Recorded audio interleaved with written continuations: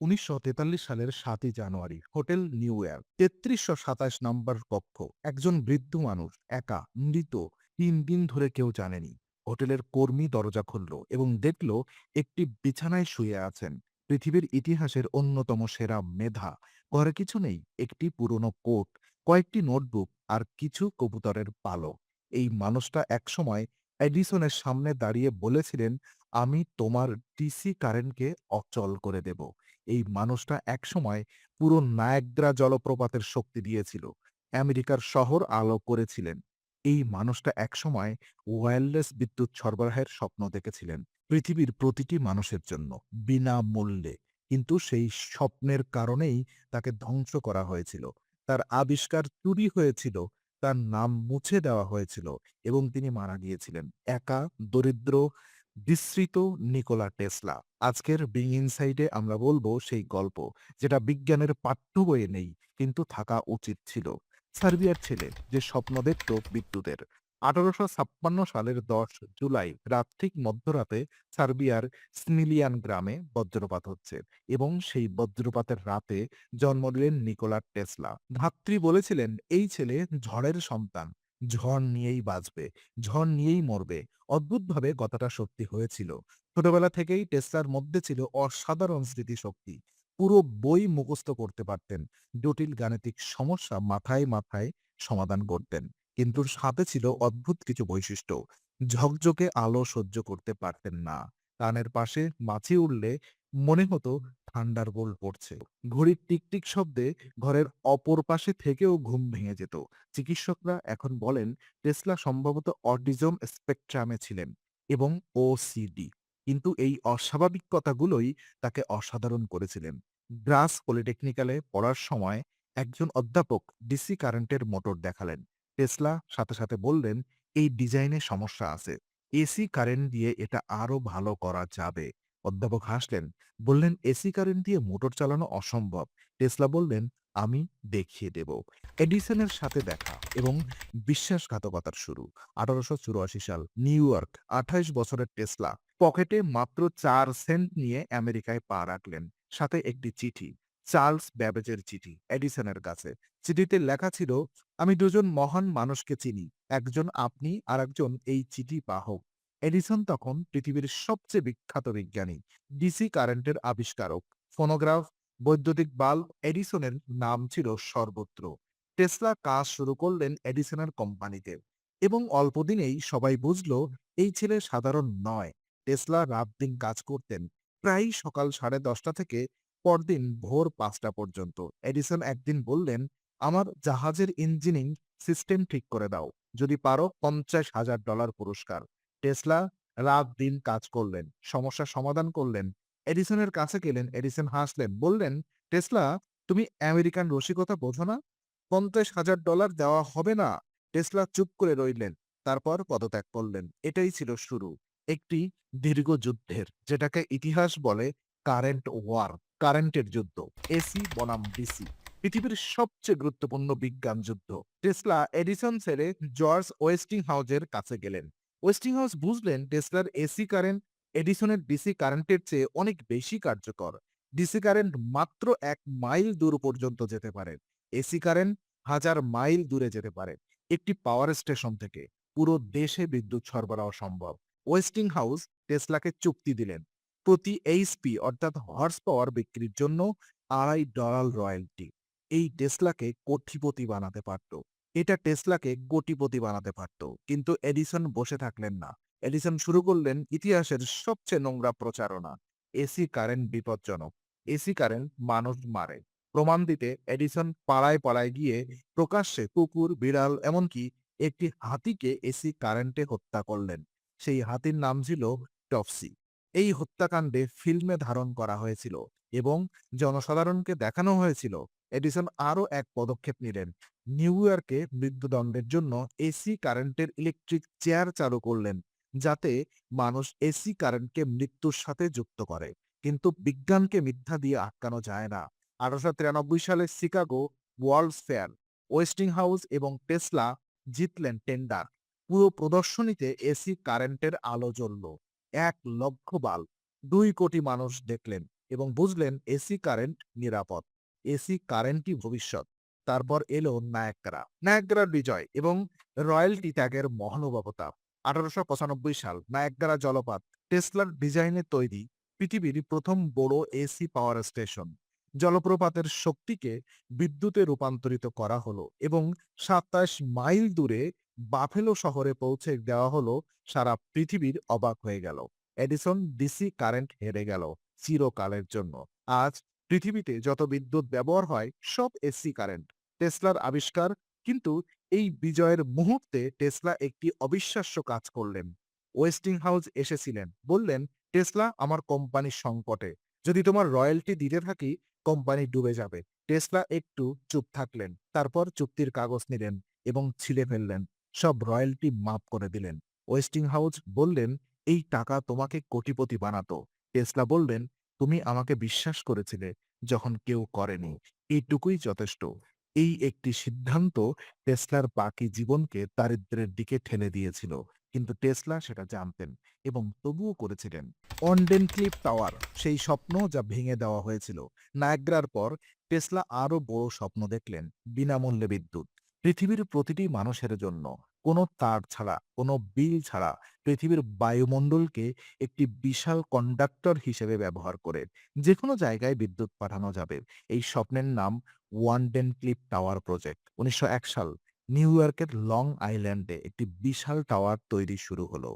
৫৭ metre উঁচু, মাটির ৩৬ metre গভীরে শিকড়। টেসলা বলেছিলেন, এই টাওয়ার চালু হলে পৃথিবীর যেকোনো প্রান্তে বিনামূল্যে বিদ্যুৎ পৌঁছে দেওয়া যাবে। অর্থাৎ বিদ্যুৎ কোম্পানির ব্যবসা শেষ, বিদ্যুতের মিটার শেষ, বিদ্যুতের বিল শেষ। টেসলা এই প্রজেক্টের জন্য গেলেন জেপি মর্গানের কাছে, পৃথিবীর সবচেয়ে ক্ষমতাধর ব্যাংকার। মর্গান প্রথমে টাকা দিলেন $১.৫ লক্ষ। কিন্তু যখন বুঝলেন এই প্রজেক্ট সফল হলে বিদ্যুৎ বিনামূল্যে হবে, তখন মর্গান থামলেন এবং বিখ্যাত প্রশ্নটা করলেন, where can I put the meter? Meter কোথায় বসাবো? যদি বিদ্যুৎ বিনামূল্যে হয় তাহলে মুনাফা কোথায়? মর্গান টাকা বন্ধ করে দিলেন। অন্য কোনো বিনিয়োগকারী এগিয়ে এলেন না, কারণ সবাই বুঝতো এই প্রজেক্ট সফল হলে তাদের বিদ্যুৎ ব্যবসা শেষ। ১৯১৭ সাল ওয়ান্ডেন ক্লিফ টাওয়ার ভেঙে ফেলা হলো। টেসলার সবচেয়ে বড় স্বপ্ন ধুলোয় মিশে গেল এবং সেই ধুলোর সাথে টেসলার জীবনের সোনালী অধ্যায়ও শেষ হলো।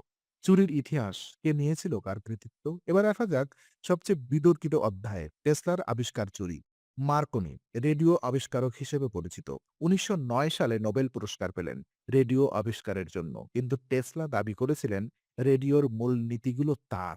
মার্কনি তার ১৭টি পেটেন্ট ব্যবহার করেছেন। টেসলা মামলা করলেন। দীর্ঘ আইনি লড়াই, টেসলা হারলেন, কারণ তার কাছে টাকা ছিল না, ভালো আইনজীবী ছিল না। কিন্তু ১৯৪৩ সালে টেসলার মৃত্যুর কয়েক মাস পর আমেরিকার সুপ্রিম কোর্ট রায় দিল রেডিওর মূল পেটেন্ট টেসলার, মার্কনি নয়। কিন্তু তখন অনেক দেরি হয়ে গেছে। টেসলার বেঁচে নেই, নোবেল পুরস্কার ফিরিয়ে নেওয়ার নিয়ম নেই এবং ইতিহাসের বইয়ে মার্কনির নামই রয়ে গেল। এডিসনের সাথেও একই গল্প। এডিসন এবং টেসলাকে একবার নোবেল পুরস্কার দেওয়ার কথা উঠেছিল যৌথভাবে, কিন্তু দুজনের কেউই রাজি হননি। টেসলা বলেছিলেন, আমি এডিসনের সাথে কোনো পুরস্কার ভাগ করব না। এডিসন বলেছিলেন, আমি এই বিদেশির সাথে পুরস্কার নেব না। ফলাফল, দুজনেই নোবেল পাননি। কিন্তু এডিসনের নাম ইতিহাসে উজ্জ্বল, টেসলার নাম দীর্ঘদিন বিস্মৃত। কেন? কারণ এডিসন ছিলেন ব্যবসায়ী এবং টেসলা ছিলেন বিজ্ঞানী। ব্যবসায়ী জানে নিজের গল্প কিভাবে বলতে হয়, বিজ্ঞানী জানে সত্য কিভাবে খুঁজতে হয়। কিন্তু ইতিহাস লেখে যার গল্প বলার ক্ষমতা আছে সে। টেসলার জীবন শুধু বিজ্ঞানের গল্প নয়, এটা একটি অসাধারণ মনের গল্প, যে মন ছিল একই সাথে আশীর্বাদ এবং অভিশাপ। টেসলা কখনো বিয়ে করেননি, কোনো ঘনিষ্ঠ সম্পর্ক ছিল না। বলতেন, বিজ্ঞানী হিসেবে সম্পূর্ণ থাকতে হলে ব্যক্তিগত সম্পর্ক থেকে দূরে থাকতে হবে। কিন্তু একাকিত্ব তাকে গ্রাস করেছিল। শেষ জীবনে তার একমাত্র সঙ্গী ছিল কবুতর। নিউ ইয়র্কের ব্রায়ান্ট পার্কে প্রতিদিন যেতেন কবুতরদের খাওয়াতে। একটি সাদা কবুতরকে বিশেষভাবে ভালোবাসতেন। বলতেন, এই কবুতরটি আমাকে ভালোবাসে যেভাবে একজন নারী পুরুষকে ভালোবাসে। একদিন সেই কবুতর অসুস্থ হলো। টেসলা বিশেষজ্ঞ ডাক্তার ডাকলেন। হাজার হাজার ডলার খরচ করলেন, কিন্তু কবুতর মারা গেল। টেসলা বলেছিলেন, যেদিন সে মারা গেল, আমার জীবনের আলো নিভে গেল। টেসলার অদ্ভুত কিছু নিয়ম ছিল। তিনি ৩ দিয়ে ভাগ যায় এমন সংখ্যায় আচ্ছন্ন ছিলেন। হোটেলে ঢোকার আগে ৩ বার বিল্ডিং প্রদক্ষিণ করতেন। খাবারের আগে ৩ বার ন্যাপকিন দিয়ে প্লেট মুছতেন। ১৮ নম্বর ছিল তার পছন্দের। এমনকি হোটেলের রুম পর্যন্ত ৩ দিয়ে ভাগ হওয়া লাগত। এই আচরণগুলো দেখে অনেকে হাসতেন। কিন্তু এই আচরণগুলোই তার মস্তিষ্কের সেই বিশেষ প্যাটার্নের অংশ, যেই প্যাটার্ন তাকে মহান করেছিল। টেসলার আরেকটি বিশেষ ক্ষমতা ছিল। তিনি মাথায় যন্ত্র ডিজাইন করতে পারতেন। কাগজে আঁকতেন না, মাথায় 3D মডেল তৈরি করতেন, পরিমাপ করতেন, পরীক্ষা করতেন এবং যখন নিশ্চিত হতেন তখন তৈরি করতেন। প্রায় সব সময়ই প্রথমবারেই কাজ করত। শেষের দশক, দারিদ্র্য এবং বিস্মৃতির গল্প। ১৯১৭ সালের পর থেকে টেসলার জীবন ধীরে ভেঙে পড়তে থাকে। ওয়ানডেন ক্লিপ প্রজেক্ট ব্যর্থ। টাকা নেই, বিনিয়োগকারী নেই, কিন্তু ধারণা আছে। অসংখ্য ধারণা। তিনি দাবি করেছিলেন তিনি এমন একটি যন্ত্র বানাচ্ছেন যা মহাকাশ থেকে শত্রুপক্ষের বিমান ধ্বংস করতে পারবে। ডেথ রে অর্থাৎ মৃত্যু রশ্মি। আমেরিকার সরকারের কাছে গেলেন। তারা শুনলেন কিন্তু বিশ্বাস করলেন না। বললেন বৃদ্ধ পাগল। ব্রিটিশ সরকারের কাছে গেলেন, একই উত্তর। সোভিয়েত ইউনিয়নের কাছে গেলেন, তারা আগ্রহী হলেন, কিন্তু চুক্তি হলো না। এই যন্ত্রের নোটবুক টেসলার মৃত্যুর পর গায়েব হয়ে গেল। আজও পাওয়া যায়নি। কেউ বলে এফবিআই নিয়েছে, কেউ বলেছে সোভিয়েত এজেন্ট, কেউ বলেন এটা কখনোই ছিলই না। শুধু একজন বৃদ্ধ বিজ্ঞানীর স্বপ্ন। ১৯৩৩ সাল, টেসলার বয়স ৭৭। একটি সাক্ষাৎকারে তিনি বললেন, আমি পৃথিবীকে আলো দিয়েছি, আর পৃথিবী আমাকে দিয়েছে অন্ধকার। তো হোটেল নিউ ইয়র্ক শেষ ঠিকানা। ১৯৩৩ সাল থেকে মৃত্যু পর্যন্ত টেসলার ঠিকানা ছিল হোটেল নিউ ইয়র্ক, ৩৩২৭ নাম্বার কক্ষ। হোটেল ভাড়া দিতে পারতেন না। ওয়েস্টিং হাউস কোম্পানি দয়া করে ভাড়া দিত। খাবার কিনতে পারতেন না। হোটেলের রেস্তোরাঁয় বাকিতে খেতেন। কিন্তু একটি জিনিস ছিল, ব্রায়ান পার্কের কবুতরগুলো। প্রতিদিন যেতেন। নিজে না খেয়েও কবুতরগুলোকে খাওয়াতেন। শেষ বছরগুলোতে টেসলা প্রায় কাউকে দেখতেন না। হোটেলের কর্মীরা মাঝে দরজায় টোকা দিতেন। "Mister Tesla, are you arrived?" ভেতর থেকে উত্তর আসত, "প্লিজ ডোন্ট ডিস্টার্ব মি।" ১৯৪৩ সালের ৭ জানুয়ারি রাতে মারা গেলেন একা। কাউকে ডাকেননি, কাউকে জানাননি। ৩ দিন পর আবিষ্কার হলো মৃত্যুর কারণ, হৃদরোগ। কিন্তু টেসলার নার্সরা বলেছিলেন তিনি আসলে মরেছিলেন একাকিত্বে। মৃত্যুর পর এবং সরকারের গোপন তৎপরতা। টেসলার মৃত্যুর খবর ছড়িয়ে পড়তেই এফবিআই সক্রিয় হলো। মাত্র কয়েক ঘন্টার মধ্যে এজেন্টরা হোটেলে পৌঁছে গেল। ৩৩২৭ নম্বর কক্ষ সিল করা হলো। টেসলার সমস্ত কাগজপত্র, নোটবুক, ডায়েরি বাজেয়াপ্ত করা হলো। কেন? ন্যাশনাল সিকিউরিটি, জাতীয় নিরাপত্তা। তখন ২য় বিশ্বযুদ্ধ চলছে। ডেড্রে এর নোটবুক। শত্রুর হাতে পড়লে বিপদ। এই ব্যাখ্যা দেওয়া হলো।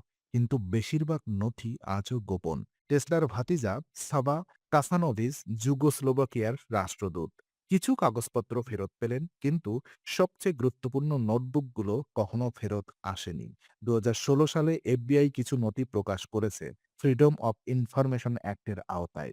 কিন্তু সব নয়, এখনো অনেক কিছু লুকানো। কেন? এই প্রশ্নের উত্তর কেউ দেয়নি। টেসলার নাম মুছে দেওয়ার চেষ্টা হয়েছিল, কিন্তু তার আবিষ্কার মুছে দেওয়া যায়নি। কারণ আপনি এখন যে বিদ্যুৎ ব্যবহার করছেন, এসি কারেন্ট টেসলার। আপনার ফোনে যে ওয়্যারলেস চার্জ হয়, টেসলার নীতি। আপনার রেডিও, টেসলার পেটেন্ট। আপনার ইলেকট্রিক মোটর, টেসলার ডিজাইন। এমআরআই মেশিন, টেসলার চুম্বকীয় গবেষণা। রিমোট কন্ট্রোল, টেসলার প্রথম পেটেন্ট। এমনকি ইলন মাস্কের ইলেকট্রিক গাড়ির কোম্পানির নাম টেসলা। কারণ ইলন মাস্ক বলেছেন, যদি একজন মানুষের নামে কোম্পানির নাম রাখতে হয়, সেই মানুষটা টেসলা। ২০০৬ সালে একটি আন্দোলন শুরু হলো। Erase Marconi, give Tesla credit. মার্কনির নাম মুছুন, টেসলাকে কৃতিত্ব দিন। ধীরে ইতিহাস সংশোধিত হচ্ছে। টেসলার নাম আবার উঠে আসছে। কিন্তু এই স্বীকৃতি ৮০ বছর পরে, যখন তিনি আর নেই। হোটেল নিউ ইয়র্ক, ৩৩২৭ নম্বর কক্ষ। আজও সেই ঘরটি আছে, কিন্তু এখন সেটা একটি স্মরণীয় স্থান। পর্যটকরা আসেন, ফুল রাখেন, একটি ফলক আছে। এখানে নিকোলা টেসলা শেষ নিঃশ্বাস নিয়েছিলেন। সেই ঘরে একটি জানালা। জানালা দিয়ে দেখা যায় নিউ ইয়র্কের আলোকিত আকাশ, এসি কারেন্টের আলো, টেসলার আলো। কিন্তু টেসলা সেই আলো দেখেননি। তিনি মরেছিলেন অন্ধকারে, একা, দরিদ্র, বিস্মৃত। এটাই কি প্রতিভার পুরস্কার? ইতিহাস বারবার প্রমাণ করেছে সবচেয়ে মহান মানুষগুলো প্রায়ই তাদের জীবনদশায় স্বীকৃত পান না। কারণ তারা এত এগিয়ে থাকেন যে সমসাময়িক মানুষ তাদের বুঝতে পারে না। টেসলা একবার বলেছিলেন, "বর্তমান তাদের, ভবিষ্যৎ আমার। The presence is there, the future is mine." তিনি সঠিক ছিলেন। আজ আমরা তার ভবিষ্যতে বাস করছি। তার আলোয় জীবন কাটাচ্ছি। তার আবিষ্কার ব্যবহার করছি। কিন্তু তার নাম কতজন জানেন? এই ভিডিও যদি আপনাকে একটুও ভাবিয়ে থাকে, তাহলে একটাই অনুরোধ, টেসলার নামটা মনে রাখুন। কারণ ইতিহাসের সবচেয়ে বড় অন্যায়গুলোর একটি হলো মহান মানুষকে ভুলে যাওয়া, এবং সবচেয়ে ছোট্ট প্রতিবাদটি হলো মনে রাখা। বিং ইনসাইড, সত্যের সন্ধানে।